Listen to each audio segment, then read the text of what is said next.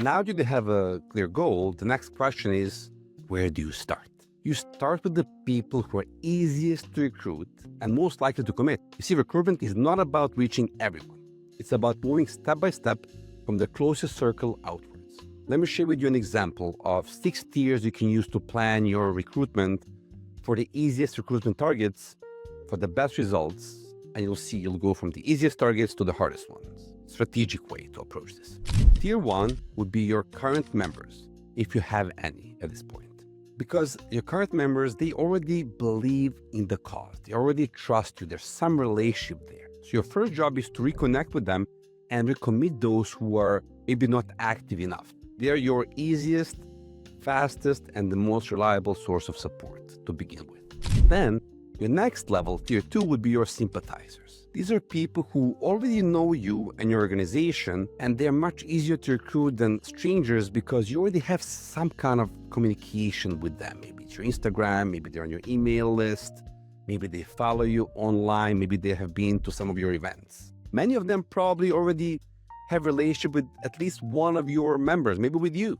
So there's some trust, some level of relationship that exists there. Use these channels of communication and relationships to reach out to them, maybe organize additional event in order to invite them to join and then ask them to commit to your campaign and do some work together. Ideally, a big part of your volunteers will come from these 2 first tiers because these first tiers will require the least amount of persuasion and time to recruit. Now, let's see the next tier, the tier 3.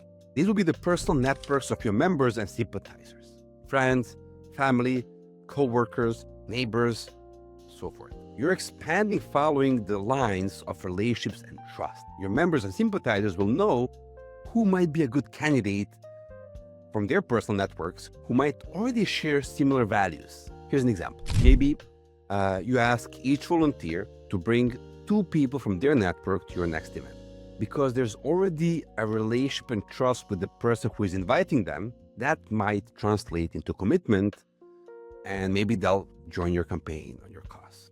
Now, if the first 3 tiers are not enough, then you move further outward. Tier 4 will be people who don't know you yet in your organization, but are most likely to join. And this is where you need to be specific. Look at who your current supporters are already, because that's usually going to show you who might join next. What are their demographics, values, so forth. Give you an example. Maybe you mostly attract students at certain universities or young professionals in the IT sector. This takes a bit of thinking to figure it out who is your core, but there's a way, and it's very useful. Next tier will be tier 5, so-called the movable middle. These are people who are not your natural supporters, but they could be convinced. This takes more time, more effort, and definitely more follow-up.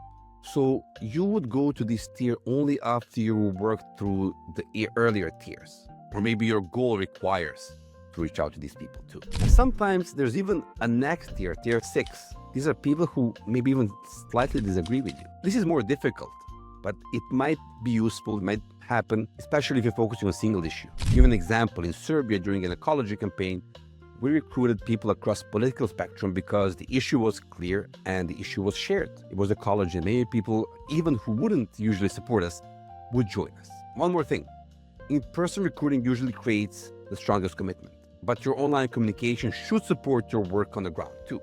You can target each tier online, and actually we do suggest for you to do that together with grassroots. So the principle here is simple. Always recruit the next easiest target, the next easiest group. It's the fastest, it builds momentum, it helps you grow capacity, it helps you use your resources in the best possible way. And to make all of this easier, we created a worksheet for you to lead you through these steps.